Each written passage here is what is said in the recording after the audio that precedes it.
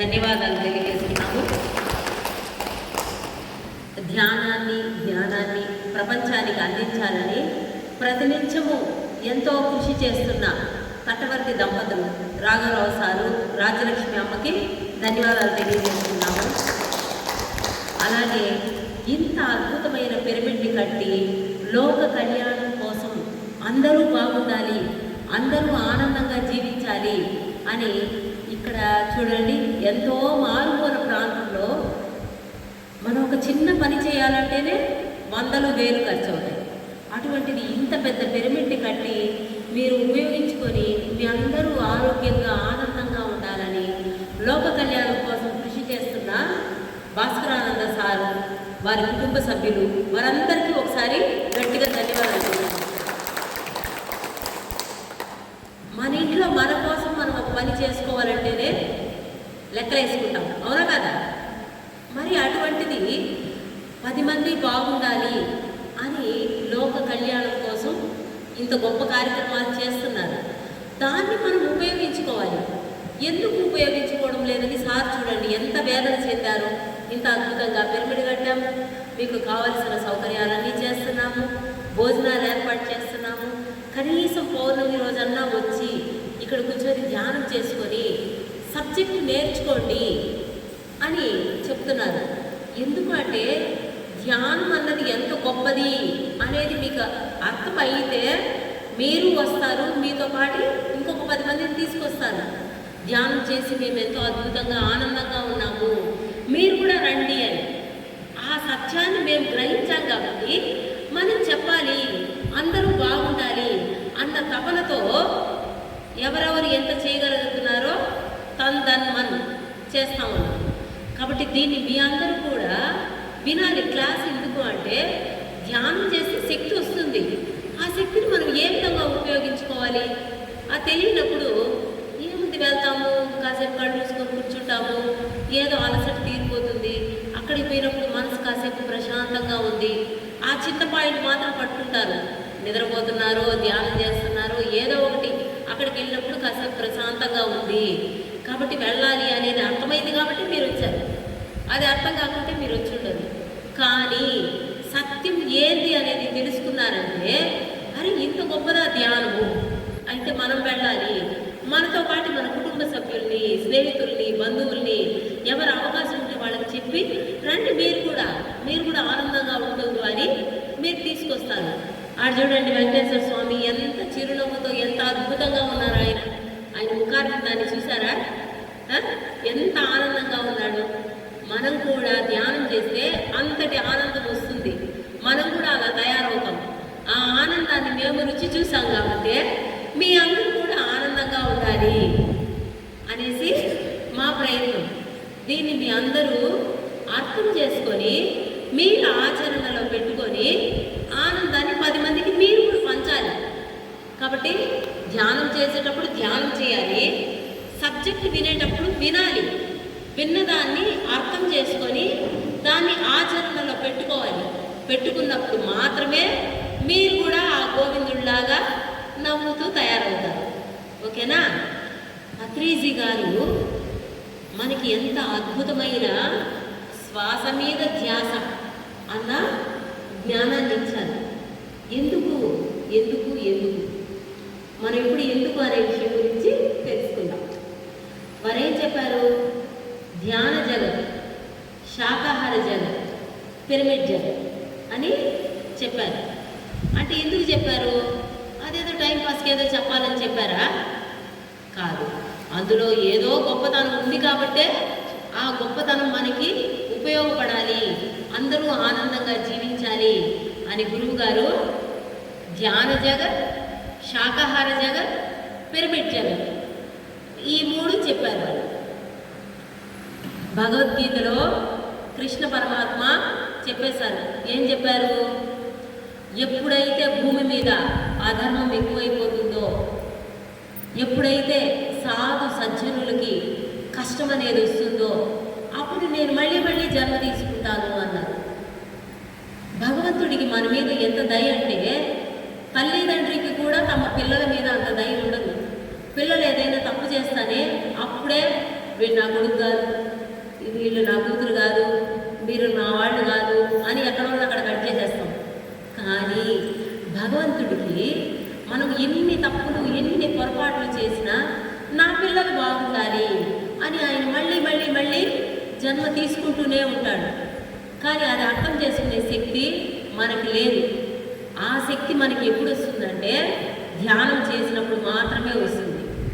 అందుకోసమే సాక్షాత్తు భగవంతుడే మళ్ళీ మళ్ళీ జన్మ తీసుకుంటాను అని చెప్పారు కదా.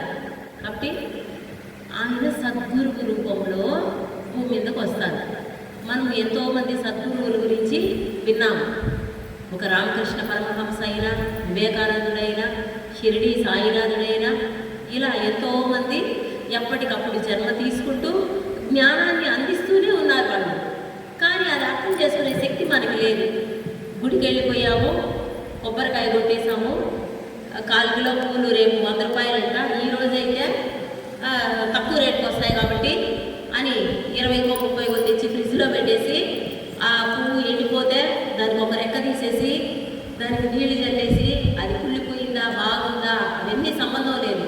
దేవుడికి పూలు పెట్టాలా, పూజ చేయాలా, పూజ చేసేస్తే ఒక కొబ్బరికాయ కొట్టేస్తే ఇల్లు వచ్చేయాలి, కారు వచ్చేయాలి, డబ్బు వచ్చేయాలి, బంగారు వచ్చేయాలి, వీటి మీద కలవరమే. కానీ ఇంత అద్భుతమైన ఈ మానవ జన్మని మనం ఎందుకు తీసుకున్నాము, ఈ శరీరంలో ఉన్నప్పుడు మనం ఏం చేయాలి అనేది తెలుసుకోవాలి. అది తెలుసుకోకుండా ఊరికి ఎంతసేపు అయినా జన్మ వృధా, రోజులు, నెలలు, సంవత్సరాలు కళ్ళు మూసి తెరిచినంతలో జరిగిపోతున్నాయి. జరిగిపోయిన ఒక్క క్షణం కూడా తిరిగి వెనక్కి రాదు. అయ్యో, శరీరంలో నుంచి ఎవరు ఎప్పుడు వెళ్ళిపోతామో తెలియదు. శరీరాన్ని వదిలేసిన తర్వాత అయ్యో చేయాల్సింది చేయలేదే, జన్మ వృధా అయిపోయిందే అని అప్పుడు ఏడిస్తే ఏ లాభము లేదు. కాబట్టి ఇప్పుడు మీ అందరూ ఇక్కడికి వచ్చారంటే నిజంగా మీ అందరూ భగవంతుడు మెచ్చిన వాళ్ళు మాత్రమే ఇక్కడికి వచ్చారు. అవునా కదా? ఊర్లో 100,000 మంది ఉన్నారు. మరి వాళ్ళందరూ ఎందుకు రాలేదంటే భగవంతుడు వాళ్ళని మెచ్చలేదు, వాళ్ళకి ఇంకా అంత అర్హత రాలేదు. ఒక ధ్యానం దగ్గరికి వచ్చి కూర్చొని ఈ సజ్జన సాంగత్యంలో పాల్గొంటున్నారంటే భగవంతుడు మీకు ఆ అర్హతని ఇచ్చాడు. కాబట్టి దేవుడు మెచ్చి ఇచ్చిన ఈ అర్హతని మనం అద్భుతంగా ఉపయోగించుకోవాలి. అని దేవుడు నన్ను మెచ్చి నాకు ఇలాంటివి తెలియజేస్తున్నాడు కదా, ఏంటి అని దాన్ని శ్రద్ధగా విని ఈ శరీరంలో ఉన్నప్పుడే దీన్ని చివరి జన్మ చేసుకోవాలి. లేదంటే పునరపి జననం పునరపి మరణం, పునరపి జనని జఠరేసేనమని మళ్ళీ చవాలి, మళ్ళీ పుట్టాలి, మళ్ళీ మళ్ళీ జన్మం తీసుకోవాలి, మళ్ళీ సేమ్ ఇంకొక భర్త, ఇంకొక భార్య, ఇంకొక పిల్లలు, ఇంకొక కష్టాలు, ఇంకొక సంతోషాలు, ఇవే జరుగుతుంటుంది. ఇవి మళ్ళీ మళ్ళీ తీసుకోవడం అవసరమా? కావాలా మళ్ళీ జన్మ? కాబట్టి మళ్ళీ జన్మలేని స్థితికి చేరుకోవాలంటే భగవంతుడికి మనందరి మీద దయ, ప్రేమ ఎక్కువ. కాబట్టి సాక్షాత్తు సద్గురువు పత్రిజీ రూపంలో వచ్చి మనము భూమి మీద ఉన్నప్పుడు ఈ సత్యాన్ని తెలియజేస్తారు. కాబట్టి ఇది ఏంటి అనేది తెలుసుకొని దాన్ని మనం ఆచరణలో పెట్టుకోవాలి. వాళ్ళు ఏం చెప్పారు? ధ్యాన జగత్, శాకాహార జగత్, పిరమిడ్ జగత్, ఈ 3 మీరు ఫాలో అవ్వండి. ధ్యానం వల్ల జ్ఞానము, జ్ఞానం వల్ల ముక్తి అన్నారు. అందరూ ఏం చేస్తున్నారు? మేము ధ్యానం చేస్తున్నామండి అని అరగంట గంట ధ్యానం చేస్తున్నారు. కాసేపు కూర్చొని కళ్ళు మూసుకొని, అబ్బా ఎంతసేపు కూర్చుంటాం, కళ్ళు మూసుకుంటే ఏమొస్తుంది, సరే చాలే లేసి కాసేపు పక్కింటి వాళ్ళతో మాట్లాడదాము, కాసేపు ఫోన్ చూస్తాము, కాసేపు ఏదో ఒకటి అని లేసేసి వెళ్ళిపోతున్నారే. కానీ ధ్యానంలో నేను కూర్చున్నాను కదా, ధ్యానంలో ఏం జరుగుతోంది అని ఎప్పుడైనా ఎవరైనా ఆలోచించారా? ఎవరైనా ఆలోచించుంటే చేయొద్దని మాకు. Very good. ధ్యానంలో కూర్చున్నాము, మనము కళ్ళు మూసుకున్నాము, దానివల్ల ఏం జరుగుతోంది అనేది కూడా మనం గమనించాలి. ధ్యానం చేయడం వల్ల ఏమవుతుందంటే శ్వాస మీద ధ్యాస అని చెప్పారు. అంటే మనం తీసుకున్న శ్వాస లోపలికి వెళ్తూ బయటకు వస్తూ అది సహజంగా జరుగుతూనే ఉంటుంది. కానీ మనం దాన్ని గమనించాలి అని చెప్పారు గురువు గారు. గమనించినప్పుడు ఏమవుతుంది? శ్వాసని గమనిస్తూ గమనిస్తూ ఉన్నప్పుడు మనకి ఆలోచన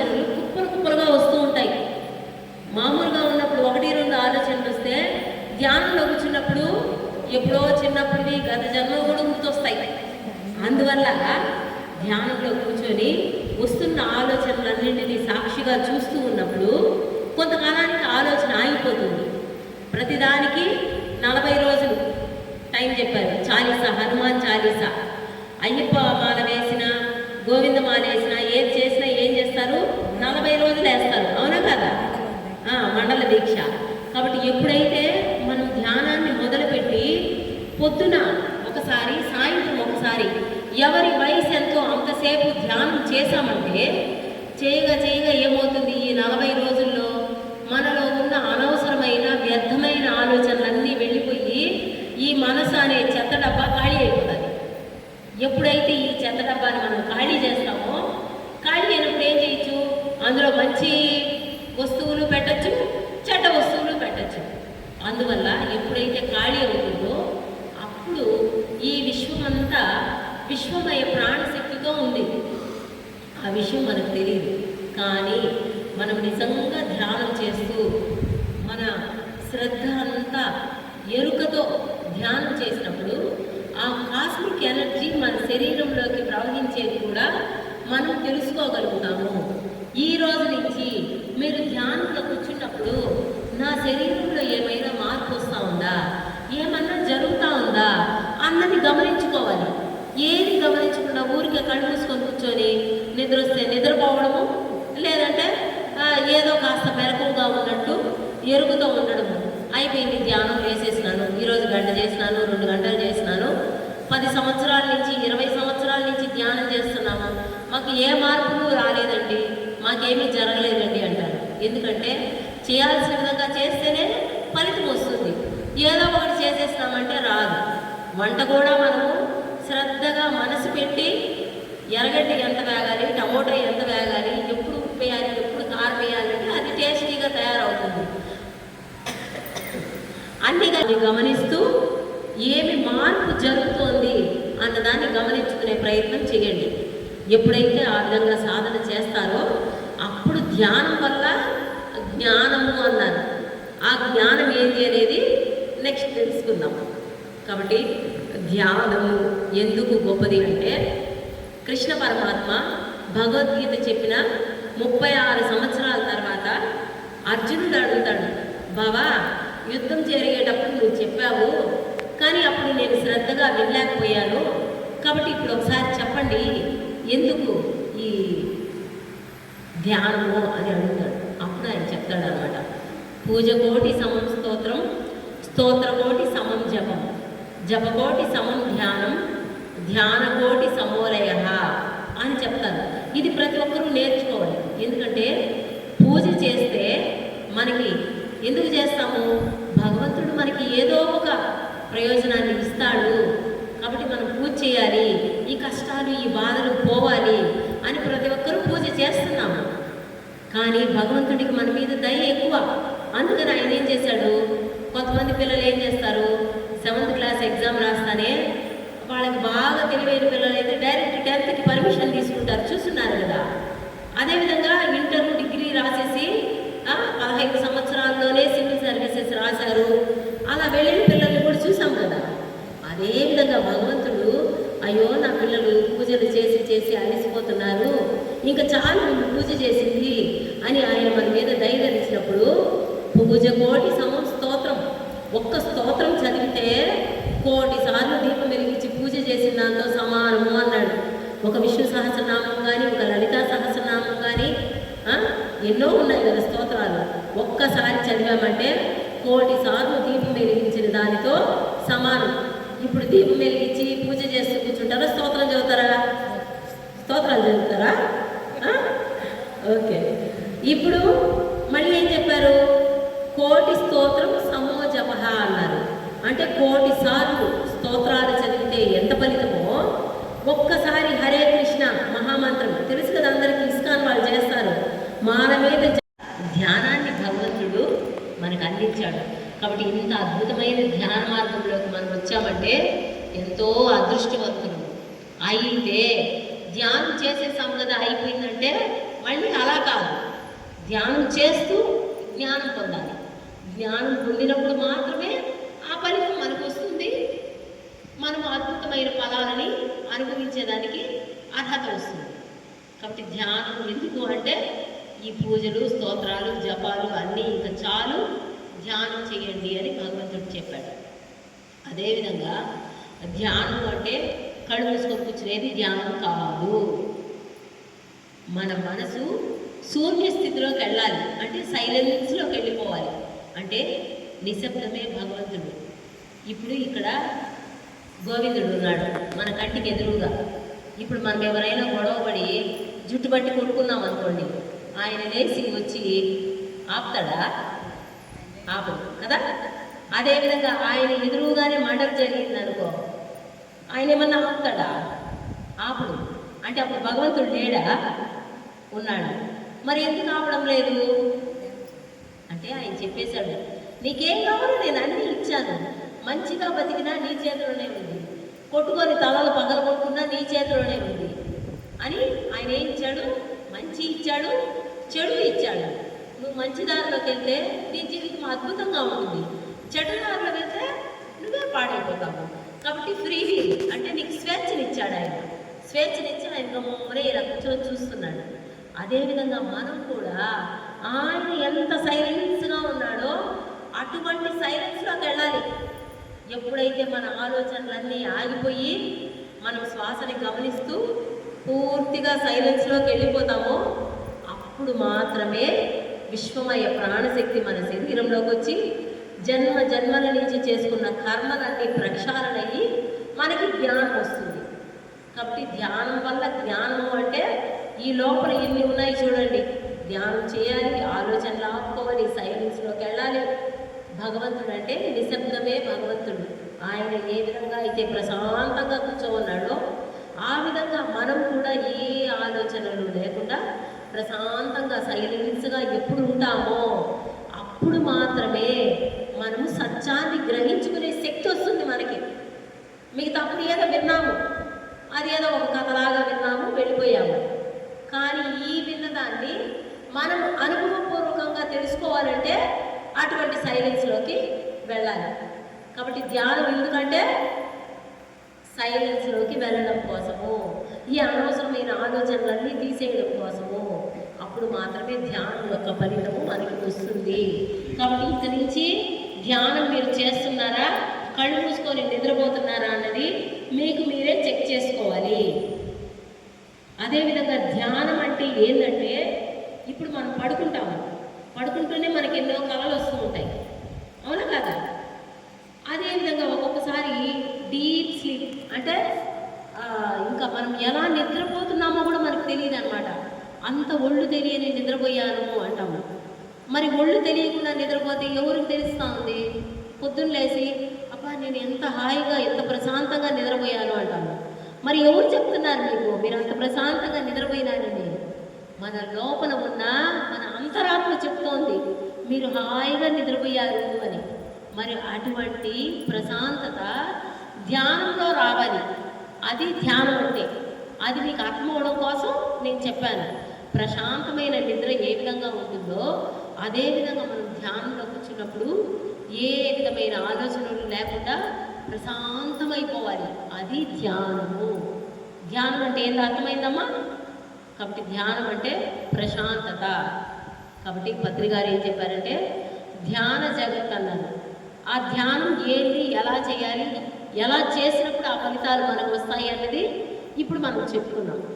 అదేవిధంగా నెక్స్ట్ శాకాహార జగత్ అన్నారు. శాకాహార జగత్ అంటే ఆకుకూరలు, కూరగాయలు, పండ్లు, పాలు, మజ్జిగ, అద్భుతమైన ప్రకృతిలో లభించేవన్నీ తినండి అని ఆయన చెప్పాడు. ఎంతమంది తింటున్నారమ్మా? మంచి శుద్ధ సాత్విక శాకాహారం ఎంతమంది తింటున్నారు? Okay, very good. కానీ మనం ఏం చేస్తాము?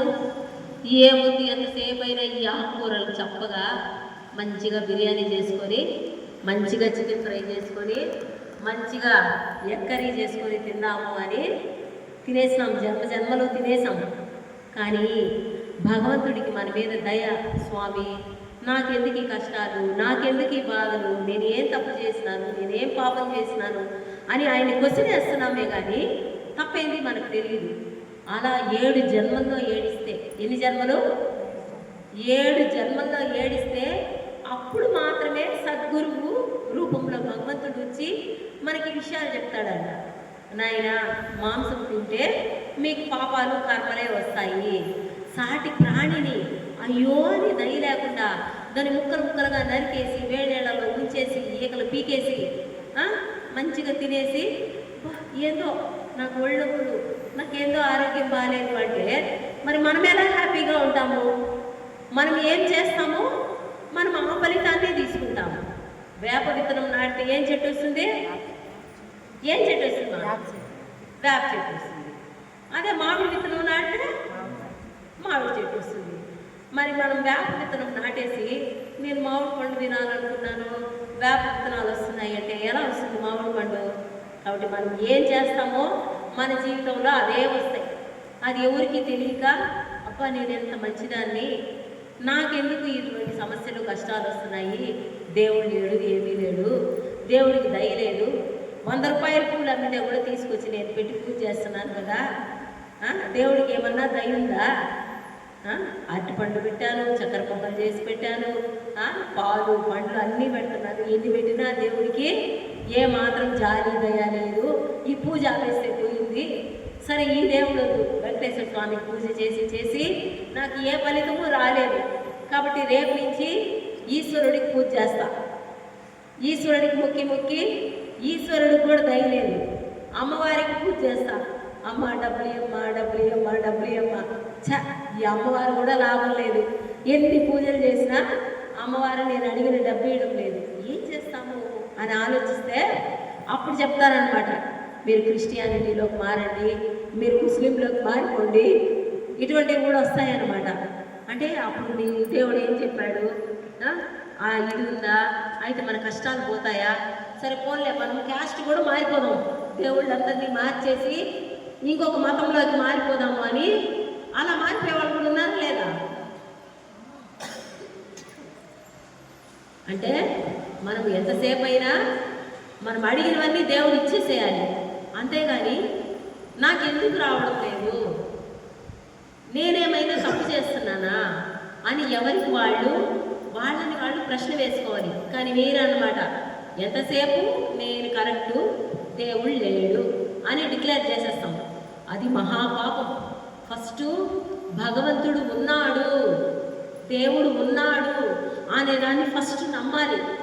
ఎప్పుడైతే భగవంతుడు ఉన్నాడు, ఎన్ని కష్టాలు ఎన్ని బాధలు వచ్చినా ఎక్కడో ఏదో తప్పు జరుగుతోంది, ఆ తప్పు వల్ల ఈ కష్టాలు వస్తున్నాయి, కానీ దేవుడు ఏ కష్టము ఇవ్వలేదు.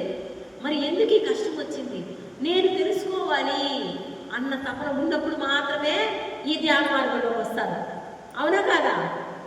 కాబట్టి ఈరోజు మనందరం ధ్యానం చేస్తున్నామంటే మనందరం నిజంగా భగవంతుడిని నమ్మాము. అయితే ఈ కష్టాలు బాధలు ఎందుకు వస్తున్నాయి అవి తెలుసుకొని అందులో నుంచి బయటకు వచ్చి ఆనందంగా జీవించాలి అని దానికోసం మనము ఈ మార్గంలోకి వచ్చాము. అవునా కాదా? కాబట్టి మనము ఏ విత్తనం నాటుతామో ఆ చెట్టే వస్తుంది. కాబట్టి మనము సాటి ప్రాణిని అయ్యో అని దయ లేకుండా చంపి ముక్కలు ముక్కలుగా నరికి తినేస్తే మనం కూడా హాస్పిటల్లో వెళ్ళి ఇంకొక ప్రాణికి ఎటువంటి కష్టం ఇచ్చామో అటువంటి కష్టము, సూదులు మాత్రలు ఇంకా ఎన్ని రకాల టెస్టులు, ఇక్కడే నరకాన్ని అనుభవిస్తాం. పైలోకాలకి వెళ్ళి అనుభవించేది ఉందా లేదా అవన్నీ పక్కన పెట్టేయండి, ఇక్కడ మాత్రం ఖచ్చితంగా అనుభవించాల్సిందే. ఎంత తప్పు చేస్తామో అంత శిక్ష అనుభవించాల్సిందే. కాబట్టి శాకాహార జగత్ అని పత్రికారు చెప్పారు.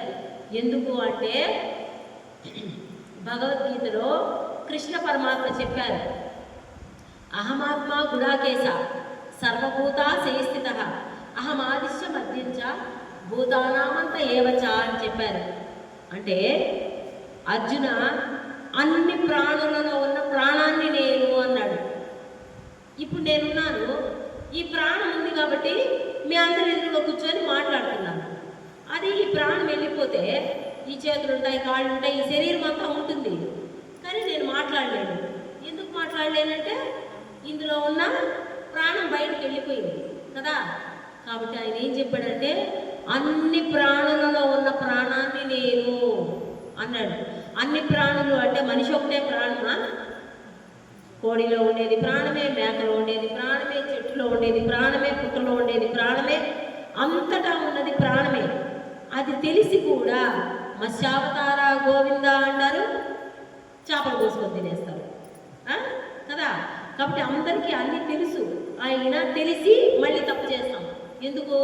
అందరూ తింటున్నారు కదా, మనం తింటే తప్ప అంటే చెడ్డ విషయంలో అయితే తీసుకుంటాము. అదే ఒకరు మంచి పని చేశారు, ఇప్పుడు ఇంత అద్భుతంగా సార్ పిరమిడ్ కట్టించారు, అందరూ వచ్చి ధ్యానం చేసుకోండి అని. అదే మనము ఇక్కడ కార్యక్రమాలకి ఒక 500 1000 ఎవరికి ఎంత శక్తి ఉందో డొనేషన్ అంటే నాకు వినిపించదు అనమాట అప్పుడు మాత్రం. ఎందుకంటే ఏమొస్తుంది 500 అక్కడ ఇస్తే? 500 అంటే మన ఇంట్లో మన అవసరాలకి మన ఖర్చులకి ఉపయోగపడుతుంది. అంటే ఎంత స్వార్థం చూడండి. చెడ్డనైతే టక్కని పట్టుకుంటాము, మంచినైతే పట్టుకోలేము. కాబట్టి ఎప్పుడైతే మనలో కూడా మంచి మానవత్వము దయ అనేవి వస్తాయో అప్పుడు మాత్రమే ఈ విషయాలు కూడా అర్థమవుతాయి. లేదంటే అర్థం కాదు. వచ్చాము, కూర్చున్నాము, విన్నాము, వెళ్ళిపోయినాము అనే విధంగానే ఉంటుంది.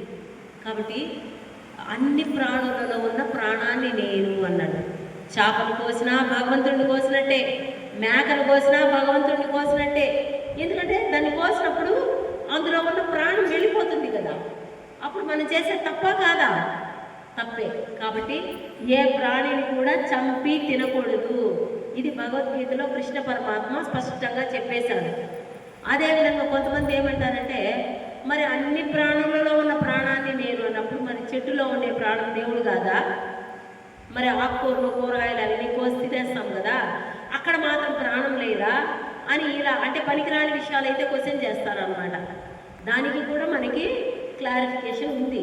ఎందుకంటే ఇంత డెప్త్గా చెప్తా ఉండేది సబ్జెక్టు తెలుసుకున్నప్పుడు మీరు ఇంకొకరికి చెప్పగలుగుతారు. అవునా కదా? ఇప్పుడు చేప కోసి తింటే తప్పు అంటున్నారు, చేపలో ఉండే ప్రాణం దేవుడు అంటున్నారు. మరి ఆకుకూరలు కోసుకొని తింటున్నారు, కూరగాయలన్నీ కోసుకొని తింటున్నారు, పండ్లు తింటున్నారు, మరి అది తప్పు కాదా అని అడుగుతారు. అప్పుడు ఏమని చెప్తారు మీరు? ఏమో మాకు తెలియదు అంటారు. కాబట్టి మీరు చెప్పేదంతా అబద్ధము, నువ్వు చూసుకోనుకో, మేము బిర్యానీ చేసుకొని తింటాము అంటారు. అందువల్ల ఈ క్లాసులకు వచ్చినప్పుడు ఇటువంటి విషయాలు తెలుసుకుంటే వాళ్ళకి మీరు ఆన్సర్ చెప్పగలుగుతారు. చెప్పినప్పుడు ఓ అవునా, అయితే మనం కూడా ఈసారి ధ్యానానికి వెళ్ళాలి, మనం కూడా ఏందో తెలుసుకోవాలి అని వాళ్ళు వస్తారు. కాబట్టి ఫస్ట్ ఇక్కడికి ఎవరు వచ్చారో వాళ్ళందరూ ఈ సబ్జెక్ట్ నేర్చుకోవాలి. నేర్చుకొని 10 మందికి మనం పంచాలి. గురువు చెప్పకపోతే ఈరోజు నేను ఎలా చెప్తాను? కాబట్టి ఈరోజు నేను చెప్పే విషయాన్ని మీరు అర్థం చేసుకొని మీరు వెళ్ళి మీ కుటుంబ సభ్యులకి, మీ ఇరుగు పొరుగు వాళ్ళకి చెప్పాలి. చెప్పకపోతే చెప్పడం కోసం మళ్ళీ పుట్టాలి. అంత ఈజీ ఏం కాదు జన్మ లేకుండా భగవంతుడిలో కలిసిపోవాలంటే. కాబట్టి మనం ఇక్కడైతే ఏమైతే నేర్చుకుంటున్నామో దీన్ని తీసుకెళ్ళి మీరు ఇంకొక 10 మందికి ఖచ్చితంగా చెప్పాలి. ఓకేనమ్మా? అర్థమైందా? కాబట్టి ఇప్పుడు చెట్టులో ఉండేది దేవుడు కాదా అని వాళ్ళు అడుగుతారు. అప్పుడు మీరు ఏం చెప్పాలంటే, కోడిని కోస్తే రక్తం వస్తుంది, మేకలు కోస్తే రక్తం వస్తుంది, ఒక జంతువుని కోసినప్పుడు చంపినప్పుడు రక్తం వస్తుంది. అవునా కాదా? వస్తారు. ఇప్పుడు ఒక కోడి తీసుకొచ్చాము, దానికి తల తీసేసామనుకోండి, మళ్ళీ ఇంకో తల వస్తుందా? రాదు. అదే ఒక మేకను తీసుకొచ్చాము, దాని కాలు తీసేసాము, దానికి ఇంకో కాలు వస్తుందా? రాదు. అదే ఒక వృక్షాన్ని తీసుకోండి, అదేం చేస్తుంది? మీరు మొదలు ఒక్కటి వదిలేసి మొత్తం నరికేసినా కూడా పక్కన నుంచి చిగురులు వస్తాయి. అవునా కదా? అంటే అది తప్పు కాదు. భగవంతుడు మనకి శాకాహారం అంటే ఆకులు కాయలు తిని జీవించమని చెప్పాడు. అందువల్లే మనము చెట్లని కోసుకొని ఆకులు కాయలు తెంపినా కూడా మనము తప్పు చేసినట్టు కాదు. మనము 10 కొమ్మలుంటే 10 కొమ్మలు తీసేసుకొని కూర చేసుకొని తిన్నా పక్కన నుంచి మళ్ళీ చిగురులు వస్తాయి, మళ్ళీ పూలు వస్తాయి, కాయలు వస్తాయి. అవునా కాదా? చూసామా లేదా? కాబట్టి మనము ఆకుకూరలు కూరగాయలు పండ్లు తింటే తప్పు కాదు. కాబట్టి ఎవరైనా అడిగితే దాన్ని మొత్తం తీసేసినా కూడా మళ్ళీ దాంట్లో ప్రాణం ఉంది, మళ్ళీ చిగుర్లు వచ్చి మనకి కావలసిన ఫలాలు ఇస్తుంది అనేసి మీరు చెప్పాలి. అర్థమైందమ్మా? ఒక ప్రాణిని చంపి తింటే ఏమవుతుంది, అదే ఆకులు కాయలు తింటే ఏమవుతుంది అనేది అర్థమైందా క్లియర్గా?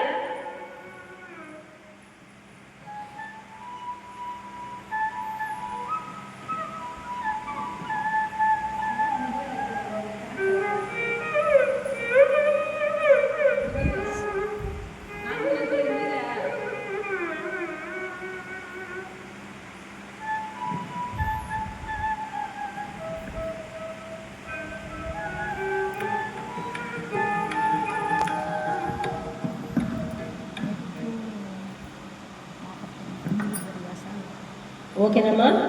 ఇప్పుడు మనము శాకాహారులుగా ఉండాలా, మాంసాహారులుగా ఉండాలా? అర్థమైందా? మాంసాహారం అంటే ఏంది, శాకాహారం అంటే ఏంది? మాంసాహారం అంటే ఒక ప్రాణిని చంపి తినేయడము, అది పాపము. ఏ ప్రాణిని చంపినా భగవంతుడిని చంపినట్టే. ఇప్పుడు మనం ఎన్నిసార్లు దేవుడిని చంపి తినేసినామో ఎవరికి వాళ్ళు ఆలోచించుకోండి.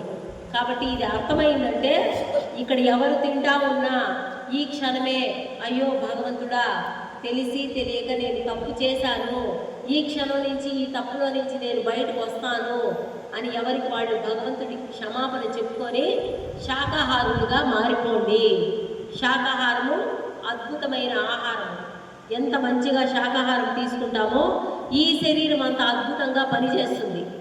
ఇందాక సార్ చెప్పారు, ఎంఎంఎస్ మెగా మెడిటేషన్ సమిట్ అని బెంగళూరులో జరిగింది. కానీ నేను కూడా ముందు బిర్యానీలు తిన్నాను కదా, చికెన్ ఫ్రై తిన్నాను కదా, ఆ తప్పుని ఆ కర్మని నేను కూడా అనుభవించాల్సిందే కదా. ఆ టైం వచ్చినప్పుడు జరిగిపోతుంది. అంటే నాకు ఏదో పెద్ద ప్రమాదం జరిగి ఎంతో జరగాల్సింది, కానీ నేను ఇప్పుడు ధ్యాన మార్గంలోకి వచ్చి నేను చేస్తున్న తప్పేందో తెలుసుకొని బిర్యానీలు చికెన్ ఫ్రైలు అన్నీ మానేసి శుద్ధ సాత్విక శాకాహారం తీసుకుంటూ ధ్యానం చేసుకుంటూ ధ్యానంలో కూర్చున్న ప్రతిసారి తండ్రి పరమేశ్వర, తెలియక తప్పు చేశాను, నేను తెలుసుకున్నాను, నేను తెలుసుకున్న ఈ సత్యాన్ని నేను ఈ శరీరంలో ఉన్నన్ని రోజులు నాకు అవకాశం వచ్చినప్పుడంతా 10 మందికి నేను తెలియజేస్తాను. నా జన్మ లక్ష్యము నాకు తెలిసిపోయింది, లోక కళ్యాణం కోసమే నేను బతుకుతాను అని నేను ఆయనకి మాట చెప్పాను. అందువల్ల నేను తప్పులు చేసినా ఆయన క్షమించి పెద్దది జరగాల్సింది చిన్నదిగా చెయ్యి క్రాక్ వచ్చింది, అదే ఇంకేమో జరగాల్సింది కదా. కాబట్టి ఎప్పుడైతే ప్రతి ఒక్కరూ కూడా చేసిన తప్పుని అర్థం చేసుకొని భగవంతుడికి క్షమాపణ చెప్పి ఇంకా ఆ మాంసాహారంలో నుంచి బయటకు వచ్చేసి శాకాహారం తింటూ ఉన్నారంటే ఇంకా రాబోయే రోజుల్లో ఈ హాస్పిటల్కి పోవడము, ఈ కర్మలు అనుభవించకుండా భగవంతుడు క్షమిస్తాడు. కాబట్టి మాంసం మానండి, శాకాహారం తినండి, ధ్యానం చేయండి. దీనికోసము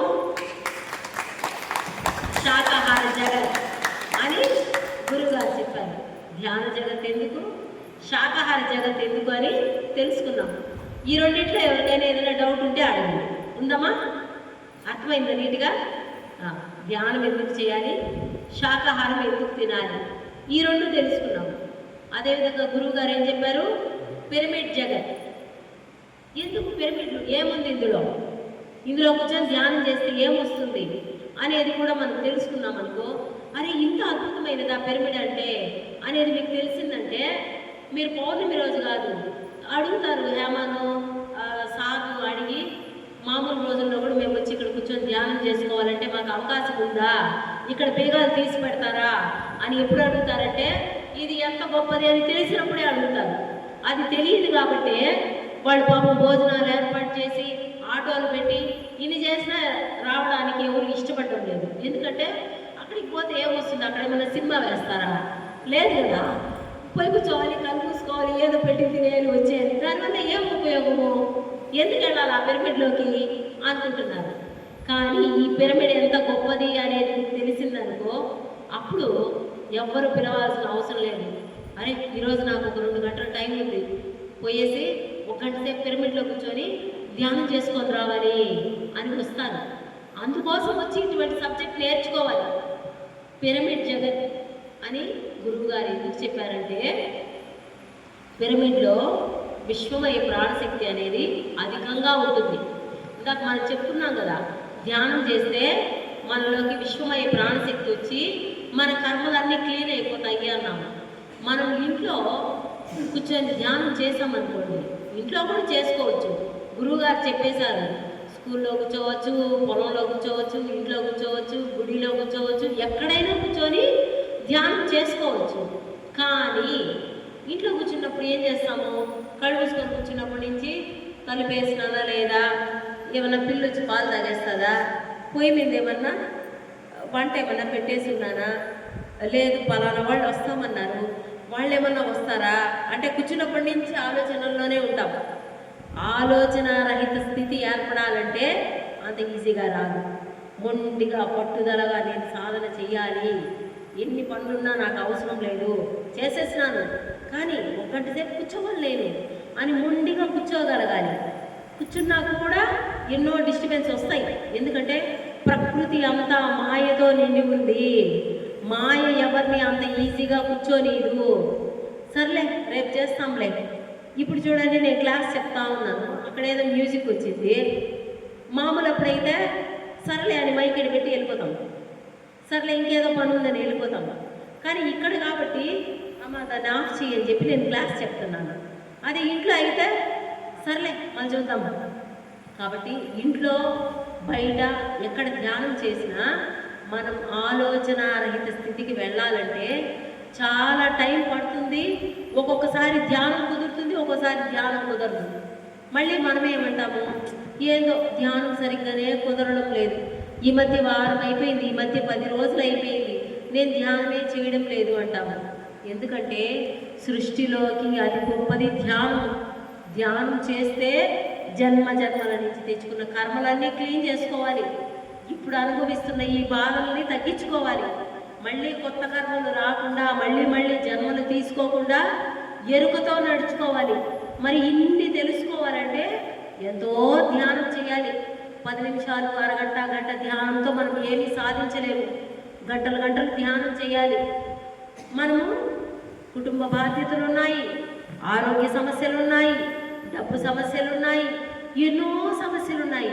మరి ఆ సమస్యలన్నీ వదిలిపెట్టి నువ్వు కళ్ళు మూసుకొని పోలే ధ్యానం చేసినావులే, లేచిపోయి ఇంట్లో పని చేయకు అంటారు. కాబట్టి ఇలాంటి డైవర్షన్స్ ఎన్నో ఉంటాయి.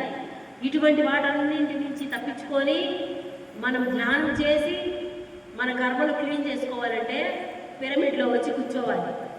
ఇది పైకి కనిపించే కారణం. కానీ నిజంగా పిరమిడ్లో ఏముంటుందంటే విశ్వమయ ప్రాణశక్తి అధికంగా ఉంటుందన్నమాట. ఇక్కడ అంటే దీనికి ఒక యాంగిల్ ఉంటుంది. ఆ యాంగిల్ ప్రకారం పిరమిడ్ని కడతారు. అందువల్ల ఏమవుతుందంటే పిర అంటే అగ్ని, మిడ్ అంటే మధ్యలో, పిరమిడ్ మధ్యలో శక్తి అనేది అధికంగా ఉంటుంది. అందువల్ల ఏమవుతుందంటే మనం ఇక్కడ వచ్చి కళ్ళు పూసుకుంటానే మీరు గమనించండి, ఇంటికాడ ఎట్లా, ఆ పని ఎట్లా, ఈ పని ఎట్లా అనే ఆలోచన ఆగిపోతుంది. అంటే తొందరగా మనం ధ్యాన స్థితిలోకి వెళ్ళిపోతాము. అందువల్ల పిరమిడ్లో వచ్చి కూర్చున్నప్పుడు 3 శక్తి అధికంగా వస్తుందంట. ఇంట్లో కూర్చొని ధ్యానం చేస్తే మనకి ఎంత శక్తి వస్తుందో అంతకు 3 శక్తి అధికంగా పిరమిడ్లో వస్తుంది. అదేవిధంగా ప్రకృతిలో ధ్యానం అంటే చెట్ల మధ్యలో, కొండల మధ్యలో ఎంత అద్భుతంగా పిరమిడ్ కట్టారు. ఇక్కడ ఇంకొక 3 రెట్ల శక్తి అధికంగా వస్తుంది. అంటే ఇంట్లో ఒక్కసారి శక్తి వస్తే ఇక్కడ 3 టైమ్స్ వస్తుంది. ప్రకృతిలో ధ్యానం, గ్రూప్ మెడిటేషన్ అంటే 10 మంది కలిసి కూర్చొని ధ్యానం చేసినప్పుడు శక్తి ఇంకా అధికంగా వస్తుంది. ప్రకృతిలో ధ్యానం, గ్రూప్ మెడిటేషన్, పిరమిడ్లో ధ్యానం, దానివల్ల ఏమైంది 10 శక్తి వస్తుంది. అంటే మన కర్మలు క్లీన్ అవ్వాలంటే మనకు అధికమైన ప్రాణశక్తి కావాలి. అప్పుడు కర్మలు క్లీన్ అయ్యి జబ్బులు పోతాయి, కుటుంబ సమస్యలు తీరుతాయి, ఎన్నో ఎన్నో అద్భుతమైన ఫలితాలు మన జీవితంలో వస్తాయి. అటువంటి ఫలితాలను మేము అనుభవించాం కాబట్టే ఈరోజు ఇంత దూరం వచ్చి మీకు క్లాస్ చెప్తున్నాను. లేదనుకో నాకేముంది ఇక్కడ, ఎందుకు రావాలి నేను?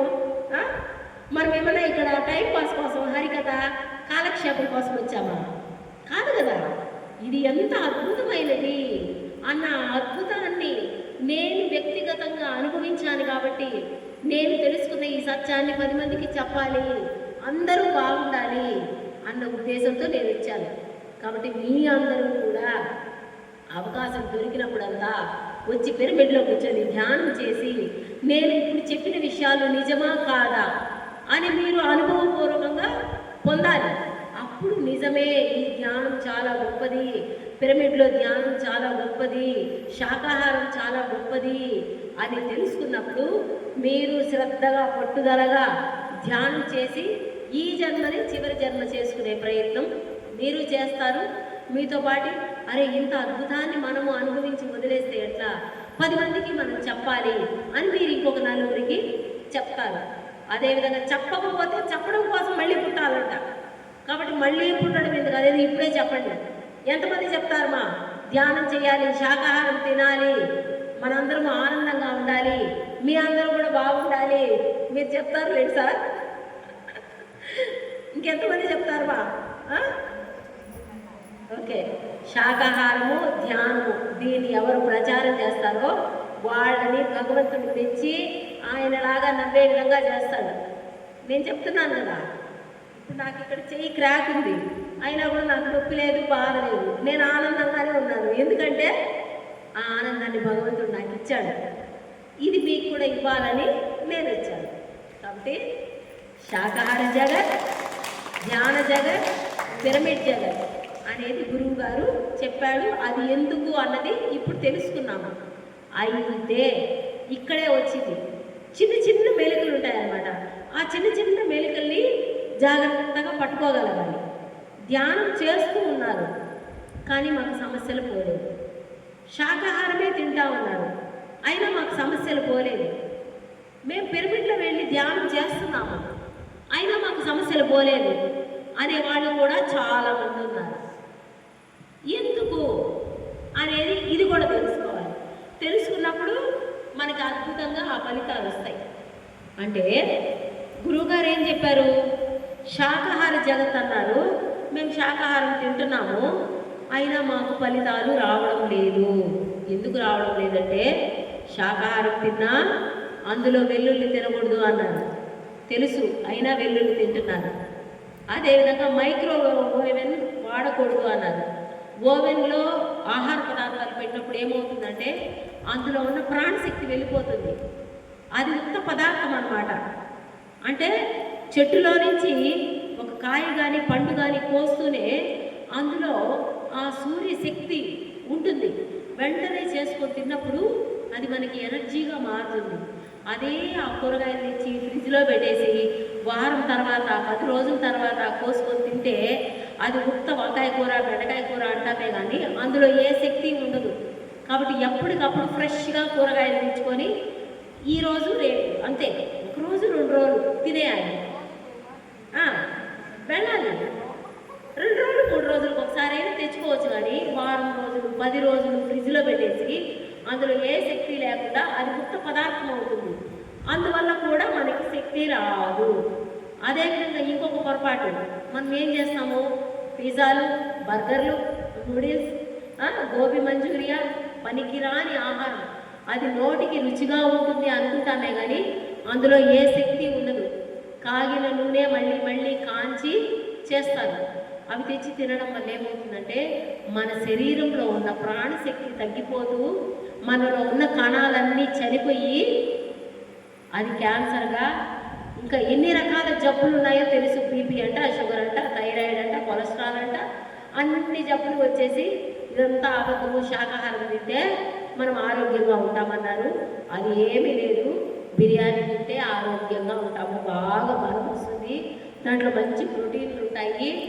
వీళ్ళంతా అబద్ధం చెప్తున్నారు ఈ ధ్యానులు అని సాకు దొరికిందని వదిలేస్తారు. అవునా కదా? కాబట్టి ఎప్పుడు కూడా ఏ పూట ఆహారం ఆ పూట వండుకొని తినాలంట. తెల్లవారి భోజనం తెల్లవారి, మధ్యాహ్నం భోజనం మధ్యాహ్నం, రాత్రి భోజనం రాత్రి, ఎప్పటికప్పుడు వండుకొని తిన్నప్పుడు అది మనకి శక్తిని ఇస్తుంది. తెల్లారి ఉండాము మధ్యాహ్నం, మధ్యాహ్నం ఉండాము రాత్రి, అక్కడికి పక్కన పెట్టేయాలి.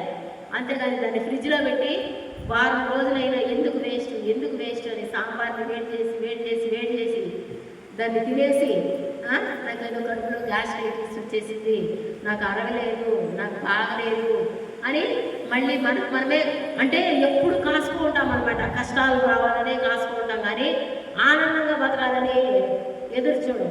కాబట్టి మనం చేసే పొరపాట్లు ఎలా ఉంటాయి చూడండి. ఏ పూటకు ఆ పూట వండుకొని తినాలి, అప్పుడు ఏ రోగాలు రావు. కాబట్టి ఏ విధమైన ఆహారం తినాలి, ఏ విధమైన ఆహారం తినకూడదు అనేది కూడా తెలుసుకోవాలి. అవన్నీ తెలుసుకోకుండా ఏది పడితే అది తినేసి మేము శాకాహారము కానీ మాకు ఆరోగ్యం బాగాలేదు, ఇదంతా అబద్ధము, చికెన్ తింటే హ్యాపీగా ఉంటుంది అని మళ్ళీ చికెన్లోకి వెళ్ళిపోవద్దండి. వండుకునే ఆహారం కరెక్ట్గా వండుకొని తినండి. అదేవిధంగా ధ్యానం చేస్తున్నారు. నేను రోజు 2 గంటలు చేస్తానండి, 3 గంటలు చేస్తానండి, అయినా కూడా మాకు ఏ ఫలితం రాలేదు అనేవాళ్ళు కూడా చాలామంది ఉన్నారు. అంటే మేము వింటూ ఉంటాం అనమాట అన్ని రకాలు. మీకు మరి తెలుసో లేదో, మరి ధ్యానం చేస్తూ కూడా కష్టాలు బాధలే ఉన్నాయి అంటే ఎందుకున్నాయి, ఇది కూడా చాలామందికి తెలియదు. ఎందుకంటే పరనింద అనేది మహాపాపం. వాళ్ళట్ట వీళ్ళిట్ట అని మాట్లాడేది చాలా తప్పు. ఎందుకంటే అందరికీ అన్నీ తెలియదు. ఎల్కేజీ వాడు ఉంటాడు, యూకేజీ వాడు ఉంటాడు, 5th వాడు ఉంటాడు, 10th వాడు ఉంటాడు, ఇంటర్మీడియట్, పిహెచ్డి చదువుకున్న వాళ్ళు ఉంటారు, అన్ని రకాల చదువులు చదివే వాళ్ళు ఉంటారు. 2nd క్లాస్ వాళ్ళు 3rd క్లాస్ వాళ్ళు పట్టుకొని 10th క్లాస్ సబ్జెక్ట్ అడిగితే వాడు ఏం చెప్తాడు పాపం. అట్లా మన శరీరాలు చూడడానికి అన్నీ ఒకే విధంగా ఉన్నా మన లోపల ఉన్న ఆత్మ, అది చిన్నపిల్ల పెద్ద పిల్ల అనేది ఉంటుంది. అది తెలియకుండా ఏం నీకు అంత మాత్రం తెలియదా అని వాళ్ళంట వీళ్ళంట ఇటువంటి మాట్లాడటం వల్ల ఏమవుతుందంటే మనలో ఉన్న శక్తి వేస్ట్గా ఖర్చు అయిపోతుంది. దానివల్ల కూడా మనకి ఏ ఫలితము రాదు. ఇప్పుడు మోటార్ వేసాము, ట్యాంక్ నిండా నీళ్లు పట్టామనుకోండి, ఆ ట్యాంక్కి 2-3 బొరకలు ఉంటే ఏమవుతుంది? మనం కంటిన్యూగా మోటార్ వేసినా మోటార్ తిరిగి వేడైపోయి కాలిపోయి మోటార్ ఆగిపోతుంది, కానీ ట్యాంక్ నిండదు. అదేవిధంగా మేము ధ్యానం చేస్తున్నామండి, కానీ ఏమో మాకైతే ఏం మంచి జరగల అనే వాళ్ళు కూడా ఉన్నారు. ఎందుకంటే అనవసరమైన విషయాలు మాట్లాడటము, పనికిరాని పనులు చేయడము, దీనివల్ల ఏమవుతుందంటే శక్తి అంతా వృధాగా వెళ్ళిపోయి మన ధ్యానం వల్ల మనకి ఏ ఫలితము రాదు. కాబట్టి ఈ క్షణం నుంచి ఇంకొకరి గురించి చెడుగా ఆలోచించడం మానేయండి. వాళ్ళంట వీళ్ళంట వద్దు. ఎవడు చేసిన తప్పులకి భగవంతుడు చూసుకుంటాడు. మనం ఎవరు ఇంకొకరి గురించి మాట్లాడడానికి మనకు అవసరం లేదు. మంచి వాళ్ళైతే మాట్లాడతాము, చెడ్డవాళ్ళైతే సైలెన్స్గా ఉందాం. అంతేగాని నువ్వు ఇటు చేసినావు అటు చేసినావు వాడు వేదవాళ్ళు ఇటు పనికి మాట్లాడు ఇటువంటి మాటలు మనకి వద్దు. ఓకేనా? మన ఆహారం ఏ విధంగా ఉండాలి, మన ఆలోచన ఏ విధంగా ఉండాలి అనే దాన్ని బట్టి మన జీవితం ఉంటుంది. కాబట్టి మన ఆలోచనలు కూడా మంచిగా ఉండాలి. ఒకరికి మంచి చేయకపోయినా పర్వాలేదు, కానీ ఒకరి గురించి చెడుగా మనం ఎప్పుడూ ఆలోచించకూడదు. చెడ్డవాడు కూడా మంచివాడుగా మారే విధంగా మనం నడుచుకోవాలి.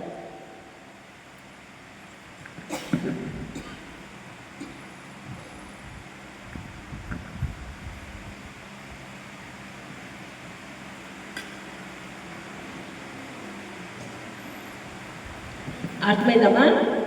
చెడ్డవాళ్ళు కూడా మంచివాళ్ళుగా మారిపోయే విధంగా మనమే నడుచుకోవాలి. అరే మనం ఇంత గొడవ చేసినా, మనం ఇంత తప్పు చేసినా, మనం ఇంత పొరపాటు చేసినా వాళ్ళు మనతో ఇంత మంచిగా ఉన్నారు కదా, కాబట్టి మనం ఇక్కడి నుంచి తప్పు చేయకూడదు, ఈ పొరపాటు చేయకూడదు అని చెడ్డవాళ్ళు కూడా మంచి మార్గంలోకి వచ్చే విధంగా ఒక ధ్యాని మాత్రమే నడవగలుగుతారు. కాబట్టి ఈ ధ్యానం అనేది ఎందుకు గొప్పదంటే అర్థమైందా? కాబట్టి ధ్యానం ఎందుకు గొప్పది, శాకాహారం ఎందుకు గొప్పది అనేది తెలుసుకున్నాము. అదేవిధంగా పిరమిడ్లో ఇందాక చెప్పుకున్నాము, పిరమిడ్లో కూర్చొని ధ్యానం చేయడం వల్ల మనకి అధికమైన శక్తి వస్తుంది. ఈ పిరమిడ్లని నీళ్ల మీద పెట్టుకోండి. మీరు తాగే నీళ్ల మీద పిరమిడ్స్ పెట్టండి. ఆ నీళ్ళన్నీ ప్యూర్ అయిపోయి మీ లోపల ఎంతో అనారోగ్యం అంతా వెళ్ళిపోయి ఆరోగ్యం అనేది తయారవుతూ వస్తుంది. ఆ తేడాన్ని కూడా మీరు గమనించగలుగుతారు. మేము కూడా ఇంట్లో ప్రతి ఒక్కరము 2x2 లేదంటే 3x3 పిరమిడ్స్ పెట్టుకున్నాము. నీళ్ళ మీద, కూరగాయల మీద పిరమిడ్స్ పెట్టుకున్నాము. మీరు కూడా పిరమిడ్స్ని తెచ్చి మీ ఇంట్లో పెట్టుకోండి. అందువల్ల ధ్యానం అన్నది గంటలు గంటలు చేయాలి. శాకాహారం అంటే పిజ్జాలు, బర్గర్లు వదిలేసి ఎప్పటికప్పుడు ఫ్రెష్గా భోజనం చేసుకొని తినాలి. పిరమిడ్ శక్తిని మనం ఉపయోగించుకోవాలి. ఈ 3 చేసినప్పుడు మాత్రమే ఫలితం వస్తుంది. అరగంట ధ్యానం చేసి ఫలితం రాలేదంటే రాదు. నేను ఆకుకూరలు, కూరగాయలే తింటున్నాను అని చెప్పి మళ్ళీ ఓవెన్లోని వెల్లుల్లిపాయలు ఇటువంటివి తిన్నప్పుడు, పనికిరాని ఆహారం తిన్నప్పుడు శాకాహారి అయినా కూడా ఫలితం రాదు. ఇది చాలామంది చేస్తున్న తప్పు అనమాట. అదేవిధంగా మేము పిరమిడ్లోకి వెళ్ళి ధ్యానం చేస్తున్నామండి అంటారు. ఎప్పుడు వస్తారు? పౌర్ణమి రోజు ఒక అరగంట గంట వచ్చి కూర్చొని మేము పిరమిడ్లో పోయి ధ్యానం చేశాము, అయినా మాకేమీ రాలేదు, ఏం అవసరం లేదు అని చెప్పుకుంటారనమాట. అలా చెప్పచ్చండి. పిరమిడ్లోకి వెళ్ళి ధ్యానం చేస్తే ఏమి గొప్ప అనేది ఇప్పుడు మీకు అర్థమై ఉంటే మీరు ఈసారి వచ్చేటప్పుడు మీరు అందరూ కూడా ఇంకొక 2-3 తీసుకొని రావాలి. ఎందుకంటే అంత గొప్పది పిరమిడ్లో శక్తి. మీకు తెలియదు కాబట్టి మీరు రాలా. మేము తెలుసుకున్నాం కాబట్టి సార్ వస్తానని నేను వస్తాను సార్ అని చేయికి రాకొచ్చిన వచ్చాను. కాబట్టి ధ్యానం వల్ల జ్ఞానము, జ్ఞానం వల్ల ముక్తి అన్నారు. అది ఎప్పుడు వస్తుందంటే గంటలు గంటలు ధ్యానం చేయాలి, శాకాహారమే తినాలి, పిరమిడ్లో ధ్యానం చేసి అధికమైన శక్తిని తీసుకోవాలి. అప్పుడు మాత్రమే జన్మల నుంచి మనం చేసుకున్న కర్మలు క్లీన్ అయిపోయి మనకు జ్ఞానం వస్తుంది. జ్ఞానము అంటే నేను కనిపించే ఈ శరీరాన్ని కాదు, కనిపించని ఆత్మను. అంటే రోజు బట్టలు మార్చినట్టు శరీరాలు మారుస్తూనే ఉంటాం జన్మలుగా. కాబట్టి నేను మార్చే ఈ శరీరాన్ని కాదు, ఎప్పటికీ మారని ఆత్మను నేను ఎప్పుడూ ఉంటాను, నేను ఎప్పుడూ ఉన్నదాన్ని అనేది తెలుసుకోవాలంటే ఈ 3 ఫాలో అవ్వాలి. ఏ 3? ధ్యాన జగత్, శాకాహార జగత్, పిరమిడ్ జగత్. ఈ 3 ఫాలో అయినప్పుడు మాత్రమే జ్ఞానం వస్తుంది. కానీ మేము ర్యాలీకి వెళ్తున్నామండి అనేసి ఎక్కడ ర్యాలీ జరిగినా వెళ్ళిపోయాము, మాకే లాభం లేదు. మేము రోజు పిరమిడ్కి వెళ్తున్నాము, మాకే లాభం లేదు. మేము శాకాహారమే తింటున్నాము, మాకే లాభం లేదంటే రాదు. ఈ 3 ఖచ్చితంగా ఫాలో అవ్వాలి. గురువు గారు చెప్పారంటే దాని వెనక ఎంత సత్యం ఉందో చెప్పండి. గంటలు గంటలు ధ్యానం చేయాలి, శాకాహారం తినాలి, అవకాశం దొరికినప్పుడంతా పిరమిడ్లో కూర్చొని ధ్యానం చేయాలి, మన ఇంట్లో కూడా పిరమిడ్స్ పెట్టుకోవాలి. అంత పట్టుదలగా శ్రద్ధగా చేసినప్పుడు మాత్రమే జ్ఞానం వస్తుంది. జ్ఞానం అంటే నేను కనిపించే ఈ శరీరాన్ని కాదు, కనిపించని ఆత్మను అన్న దాన్ని అనుభవపూర్వకంగా ఇప్పుడు మనందరము ఆత్మలము అని విన్నాము. దీన్ని మనం సొంతంగా అనుభవించాలి. అంటే మన లోపల ఉన్న భగవంతుడు మనల్ని మెచ్చి ఆయన మనకు దర్శనం ఇవ్వాలి, ఆత్మ దర్శనం ఇవ్వాలి. అది జరిగినప్పుడు మాత్రమే ముక్తి, మోక్షము. అంటే మనం ఈ శరీరంలో ఉన్నప్పుడే చనిపోయిన తర్వాత ఆనందం వస్తుంది అనుకుంటున్నాము. కాదు, ఇక్కడ ఉన్నప్పుడే ఆయన ఏ విధంగా నవ్వుతున్నాడో అటువంటి ఆనందాన్ని మనకి ఇచ్చేస్తాడు. అంటే మన జీవితంలో ఏమి జరిగినా మనకి కష్టము, బాధ అనిపించదు. మనకి ఏమి కావాలన్నా ఆటోమేటిక్గా మనం అడగకుండానే భగవంతుడు తెచ్చి మన ముందు పెట్టేస్తాడు. ఇవన్నీ సత్యాలు, ఇదంతా నిజము అన్నది నేను 100% ఎక్స్పీరియన్స్ అయ్యాను. ధ్యానం వల్ల జ్ఞానము, జ్ఞానం వల్ల ముక్తి, మోక్షము అని గురువు గారు చెప్పారు. ధ్యానం సర్వరోగ నివారిణి, ధ్యానం సత్య జ్ఞాన ప్రసాదిని, ధ్యానం సకల భోగకారిణి. నా శరీరంలో 500 షుగర్ ఉంది, కానీ ఎవరు నమ్మరు. నేను ఆ విధంగా లేను, కావాలంటే చెక్ చేసుకోండి, నేను రెడీ. ధ్యానం వల్ల ఆరోగ్యం అన్నారు గురువు గారు, నేనున్నాను.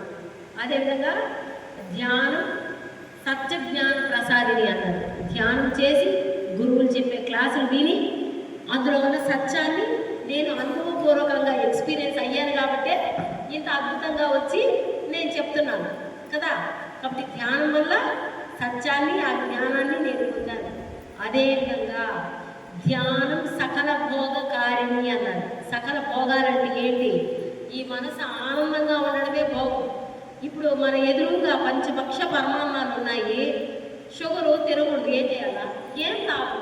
నేను రోజు 2 మామిడి పళ్ళు తింటున్నాను. అట్లని మీరు తినద్దండి, షుగర్ ఉంటే పడిపోతాను. ఎందుకంటే నేను ధ్యానం చేసి జ్ఞానం పొందాను కాబట్టి అది నా మీద ఎఫెక్ట్ చూపించడం లేదు. నిజంగా మీరు నమ్మినా నమ్మకపోయినా నేను ప్రతిరోజు మామిడి పండు తింటున్నాను. ప్రతిరోజు నేను అన్నీ తింటాను. మంచి ఆహారం ఏదో అది తీసుకుంటున్నాను, ధ్యానం చేస్తున్నాను, 10 మందికి నేను తెలుసుకుని చెప్తున్నాను. అదేవిధంగా నేను అడగకుండానే ఇది తింటే బాగుండు అని ఇక్కడ వచ్చిందంటే ఆటోమేటిక్గా నా దగ్గరికి వచ్చేస్తుంది. అదేవిధంగా నేను ఎక్కడికి వెళ్ళాలన్నా కూడా సరే ఆటోలో వెళ్దాంలే, సర్లే బస్సులో వెళ్దాంలే అని నేను అనుకుంటాను. కానీ నాకు అక్కడ రెడీగా కారు వచ్చేసి ఉంటుంది. అంటే ఇంతకన్నా భోగం ఏముంది? మా వారు ఇప్పుడు పని మీద బయట వెళ్ళారు, కేసు మీద. సర్లే ఆయనకి ఎందుకు చెప్పాలి అని మా వారు పోలీస్ ఆఫీసర్ అండి, డిఎస్పి అయినా కూడా మా వారు కూడా నిజాయితీగా ఉద్యోగం చేస్తారు. అదిగో శాలరీ వచ్చింది, ఏం కావాలో తెచ్చుకుంటారు. కానీ తెచ్చేసినాను సూట్ కేసు నిండా తీసుకొని మేము ఎప్పుడు అలా నడవలేదు. కరెక్ట్గా నిజాయితీగా నడుచుకుంటున్నాం కాబట్టి భగవంతుడు మాకు ఈ విధమైన భాగ్యాన్ని ప్రసాదించాడు. ఆయన డ్యూటీ మీద బయట వెళ్ళారు. సర్లే బయట వెళ్ళినప్పుడు ఆయనకి ఎందుకు చెప్పాలి అని నాకు రేపు ఏదైనా వెహికల్ వస్తే నేను వస్తాను రా అన్న. తను నాకు రిప్లై ఇవ్వలేదు, ఎందుకంటే తన ఫోన్ మిస్ అయ్యింది. సరే తను నాకు ఏ రిప్లై ఇవ్వలేదు కదా అని సరే అని నేను పొద్దున మా వారితో అన్నాను, అంటే ఈరోజు క్లాస్ ఉంది, నేను బయటకు వెళ్ళాలి అని. ఆయన నాకు కూడా ఏం ఆన్సర్ చెప్పలేదు, ఎందుకంటే అక్కడ బయట వెళ్ళారు, బిజీలో ఉన్నారు కదా. సర్లే సునీత అందరూ పెట్టేశారు. అరే ఈయన ఏం చెప్పలేదు, మళ్ళీ ఈయన ఏం అడగాలి? మాకు ఫోన్ చేస్తే తీయలేదు, మా ఆయనకి చెప్తే ఆన్సర్ చెప్పలేదు, ఎలా వెళ్ళాలబ్బా? సర్లే మనం ప్రైవేట్ కార్ మాట్లాడుతూ వెళ్దామా? మళ్ళీ మా ఆయనకి చెప్పకుండా నేను ఏమీ చేయను, ఏ పని చేయను. చిన్న ఇంత పని కూడా ఆయనకి చెప్పకుండా నేను ఏది చేయను. మరి ఎలా అనుకున్నాను. డ్రైవర్ ఫోన్ చేశాడు, అమ్మ సారు మిమ్మల్ని తీసుకెళ్ళమన్నారు, కాకపోతే నేను పనిలో ఉండి మీకు ఫోన్ చేయలేదు, నేను సాయంత్రం 5 గంటలకి అనేసి చెప్పాడు. కానీ అప్పటికి హేమ చేసింది, నేను తీసుకెళ్తాను మిమ్మల్ని అని. వద్దులేరా ఆయన వెహికల్ పంపిస్తా అన్నారు అని చెప్పి. అంటే నేను ఏ ఇబ్బంది పడకూడదు, ఎందుకంటే నేను ఇబ్బంది పడితే ఇంకొకసారి రాను కదా క్లాస్ చెప్పనా. కాబట్టి నన్ను జాగ్రత్తగా చూసుకోవాలని ప్రకృతి మాత్రం నన్ను జాగ్రత్తగా చూసుకుంటా ఉంది. ఈ విషయాన్ని కూడా మీరు గమనించాలి. చెయ్యికి ఇంత దెబ్బ తగిలినా నాకు నొప్పి లేదు, నేను రోజు మామిడి పండు తింటున్నా, నాకేమీ కాలేదు. నేను ఎక్కడికి వెళ్ళాలా, ఏ పని చేయాలన్నా ఆ సమయానికి నాకు ఏం కావాలో అన్నీ నా దగ్గరికి వచ్చేస్తా ఉంది. అదేవిధంగా మన పర్సనల్ ఎక్స్పీరియన్స్ కూడా చెప్పాలి, అప్పుడు 10 మందికి అర్థమవుతుందని మా గురువులు చెప్తారు. మేము లవ్ మ్యారేజ్ చేసుకున్నాం, వేరే వేరే క్యాస్ట్ అన్నమాట. ఇప్పుడు పాపకు పెళ్లి చేయాలంటే ఎట్లా, ఆ క్యాస్ట్ ఇవ్వాలా, ఈ క్యాస్ట్ ఇవ్వాలా, ఇలాంటివి కూడా ఎట్లా ఉంటాయి కదా. నేనైతే ఏం కాదు అంటే జ్ఞానంలోకి రాకముందు ఆలోచించిన ఎలా ఎలా ఎలా ఏం చెప్పాలి అని. చాలా ఏ పేరెంట్స్ అయినా సఫర్ అవుతారు కదా. నేను కూడా బాగా నలిగిపోయాను అనమాట, నా బిడ్డ జీవితం ఎట్లా, ఏం చేయాలి అని. కానీ నేను ధ్యానంలోకి వచ్చిన తర్వాత ఎంత అద్భుతంగా అంటే ఒక సాక్షాత్తు భగవంతుడు లాంటి అనుభవించాడు నాకు. నా కూతుర్ని బ్రహ్మాండంగా చూసుకుంటాను, నాకు ఏ దిగులు లేదు నా బిడ్డ గురించి. కాబట్టి మనం ఎప్పుడైతే భగవద్గీతలో కృష్ణ పరమాత్మ ఏమి చెప్పాడో ఆ విధంగా మనం నడుచుకున్నప్పుడు మన జీవితాన్ని ఆయన నడిపిస్తాడు. ఎందుకంటే ఆయన చెప్పేశాడు, యోగి భవ అర్జున, యోగం చేయనైనా నువ్వు యోగం చేయి, నీ యోగక్షేమాలు నేను చూస్తాను అన్నాడు. కాబట్టి ఫస్ట్ ఏమేమి మార్చుకోవాలి, ఏమేమి నేర్చుకోవాలి, దాన్ని ఏ విధంగా ఆచరణలో పెట్టుకోవాలి, ఇవన్నీ చేసినప్పుడు ఆటోమేటిక్గా మన జీవితము అద్భుతంగా ఆనందంగా తయారయ్యి ఈ శరీరంలో ఉన్నప్పుడే ముక్తిని మోక్షాన్ని పొందేదానికి అర్హతని భగవంతుడు ఇచ్చి ఇప్పుడే ఆ విధంగా నవ్వుతూ ఉండే పరిస్థితి వస్తుంది. హాస్పిటల్కి వెళ్ళాల్సిన అవసరం లేదు, ఏడవలసిన అవసరం లేదు, ఏమీ అవసరం లేదు. ఈ క్షణం నుంచి మిగతా జీవితం బాగుండాలంటే ఏం చేయాలి అనేది ఇప్పుడు నేను చెప్పాను. ఎంతమందికి అర్థమైంది మా? Okay, very good. కాబట్టి మీ అందరూ కూడా దీన్ని 100% ఫాలో అయ్యి మీ అందరూ కూడా ఆనందంగా జీవించాలని, ఇటువంటి అద్భుతమైన జ్ఞానాన్ని పంచే అవకాశాన్ని నాకు ఇచ్చిన పట్టుపాల భాస్కర్ సార్కి మరొకసారి నేను ధన్యవాదాలు తెలియజేసుకుంటున్నాను. Thank you.